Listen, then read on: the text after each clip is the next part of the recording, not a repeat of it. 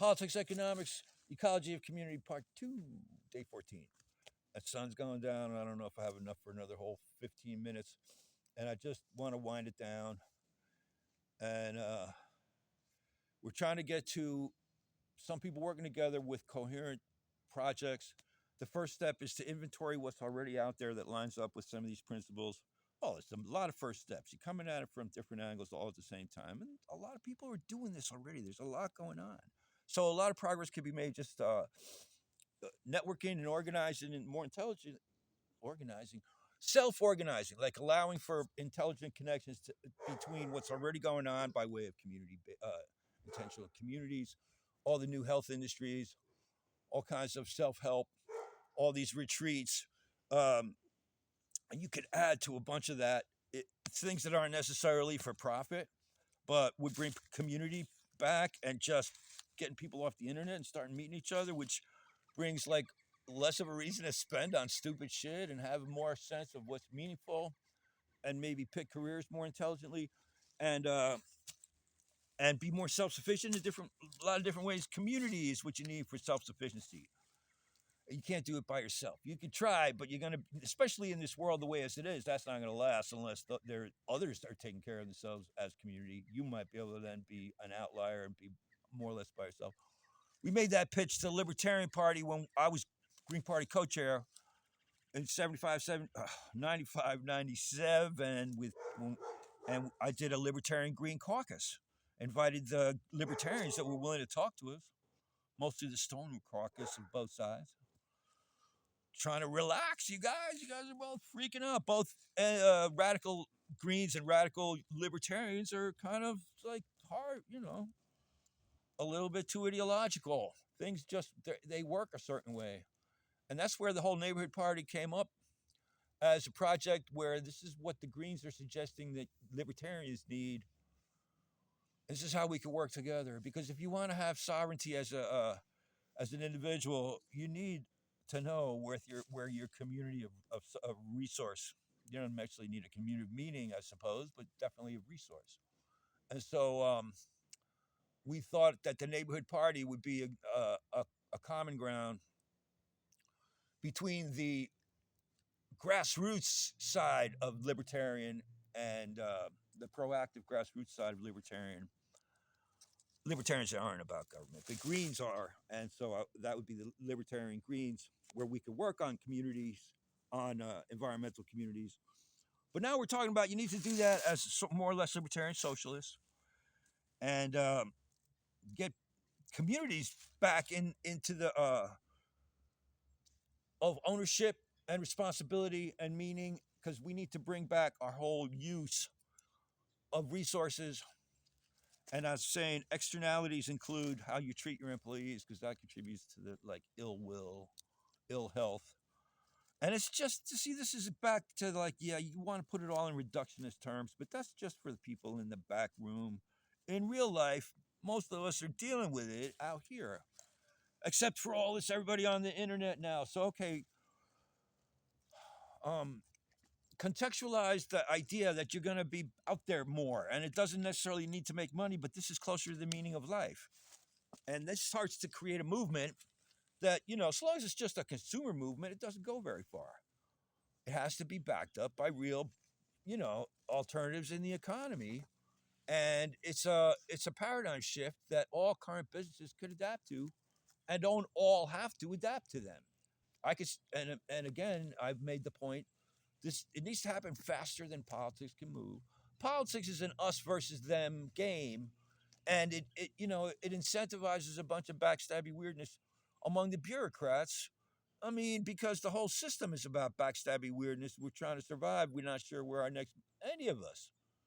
You start bringing it back to context of community, but you do it so that your job, that's what your job is. And I wanted to just assure the venture capital class that want to think of themselves as the boss. It's like there's no, if we're doing this in the free market as new ventures, and you invest in a piece of grounded resource and the goodwill of the community instead of like a pile of cash, you don't know where you're going to spend it.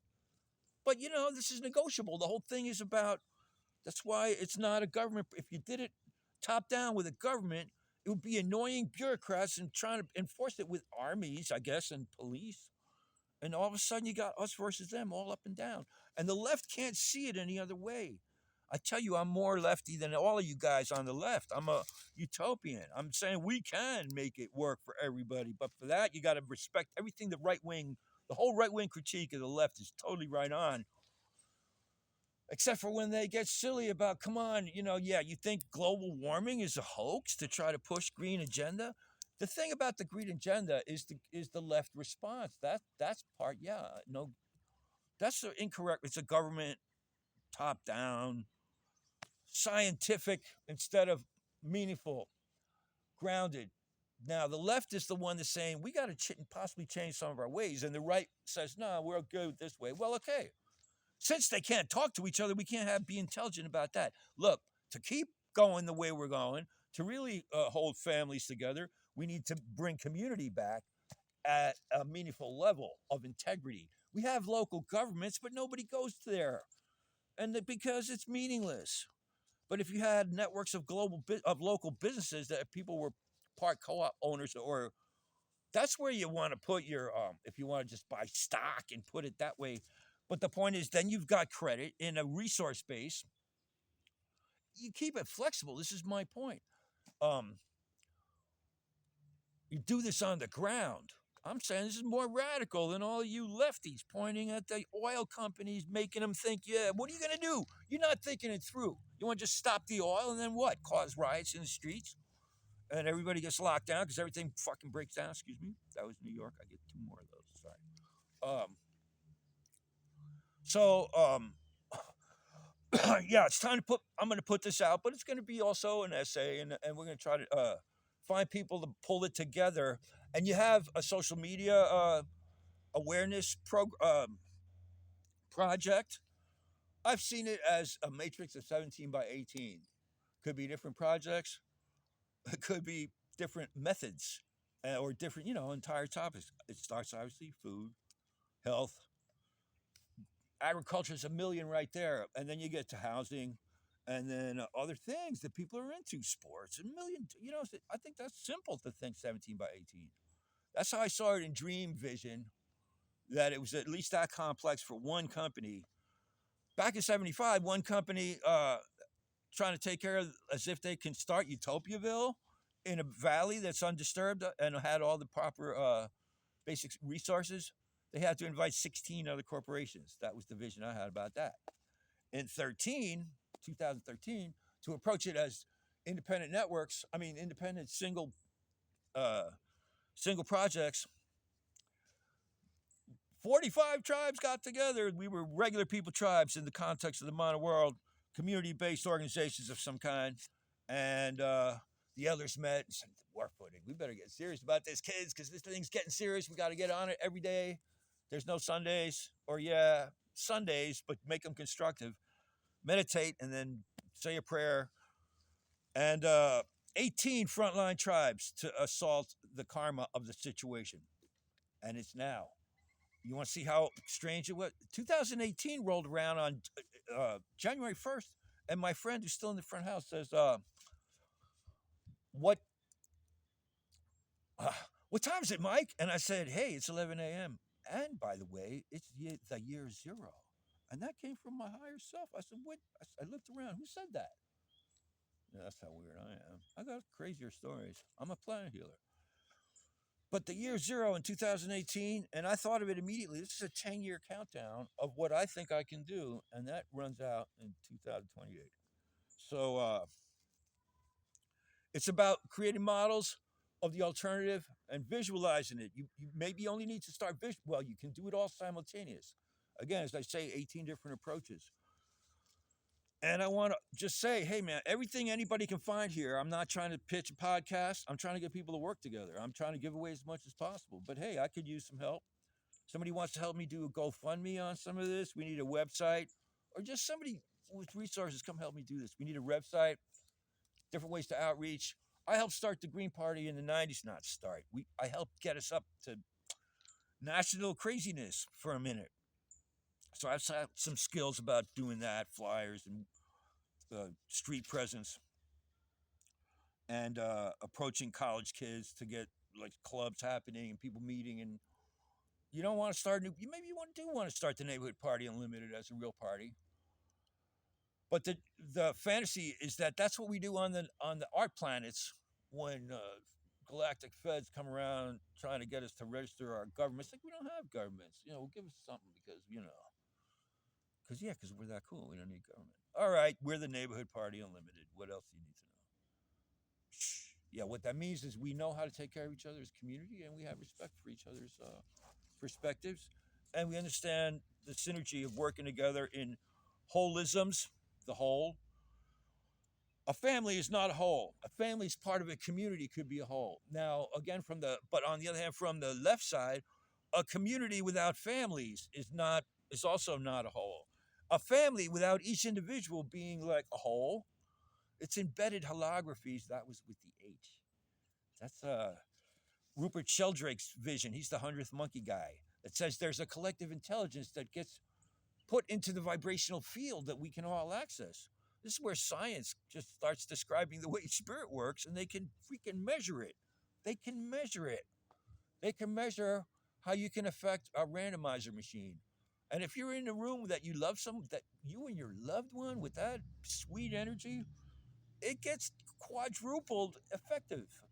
And this is what the spirit people are saying, the healing power of love. And that's what the Christians are saying. And that's what the progressive left is wanting for everyone, but then they get scientific. Is love a real thing? Fuck you. That was two. I don't want to use up the last one. New York. Okay, so we're in a place to calmly do this, and I want to stop the finger point. Right now, the elites are doing what they need to. If things are going to crash, they need to hide, uh, or find ways to like soften the blow of what looks like a decline. Yeah, but the decline happens if we keep leaving this whole thing run away without any sense of responsibility, and everything's on overdrive. And and everybody's too afraid about not making enough money. Well, the way to do that intelligently and scale it back is what I'm suggesting. We can start shifting to really grounding the resource space. Nobody loses anything. You can start I'm talking about monopolies, even the big food monopolies, the big farm monopolies. Rather than have it be a contest, understand what people are trying to do, and you work together, and it's much smoother, and it's not us versus them. You can have a free market without us versus them. You can have a free market that allows for creative cooperation. And you can have businesses that, don't have to go to co-op ownership. Whatever you know what I mean? Because you got all kind of weird stuff out there that right now, pawn shops, whatever. But money will start shifting what it means. It doesn't have to go away though. You have credit, keep it above board. And this is why the right wants to say people need to be responsible to all their thing. We can't just give shit away. It's like, yeah, that's right. But on the other hand, you do it right, and people will have enough. It'll be organically enough. And a lot of people's safe zone. People need safety zones. It's the left and right critiquing each other, but they're not coming together on what could really heal all these things, which is a sense of community, both economically, socially, culturally. It contextualizes people wanting to be important and having somewhere to show all their art so they don't need to make a whole lot of money and all that. And then, but there's work that needs to be done. You get to what that really is, and you get to the meaningful stuff. It's the crucial stuff that needs to be, as I say, community based to contextualize it right. And a lot of things could just go on until whatever they want to adapt as far as that goes. And that's not up to anybody. I say politics becomes less and less oppressive and more connected to the real, and you still need it for global arrangements, but those don't make sense unless you have a grounding in personal, local empowerment. You don't want to be afraid of authorities like they're somebody else. You don't want to be afraid of your leaders or the police like they're a different, like they're invading you or they're not you. They're you. This is part of your little cool little tribe. Be impressed that they're so efficient and not, everybody's on each other's side when we see it right and contextualize it that way. And there's a certain thing about scale, but at this point we can be so accountable at such a minute level. But if we know that who's really dealing with that is communities we can trust, then the fear goes away from observer state, and the fear goes away from accountability. And you get to a place where you naturally don't have criminals or people stealing because they've got enough in the context of there is enough, and they've done the work and they're responsible, and communities take care of their own. And so you don't need and you work that out on the ground, and somehow the current global geopolitical thing looks like it's settling into a uh, peace, which is the only way it can be a peace. Please stop this Ukraine war. Trump and Putin have to are working together to make it right. Russia has to hold up the third leg of a three-sided détente. Otherwise, it's us versus China, and that's a war. Or one of us takes over, and that's fascism. In three ways, we can survive all three.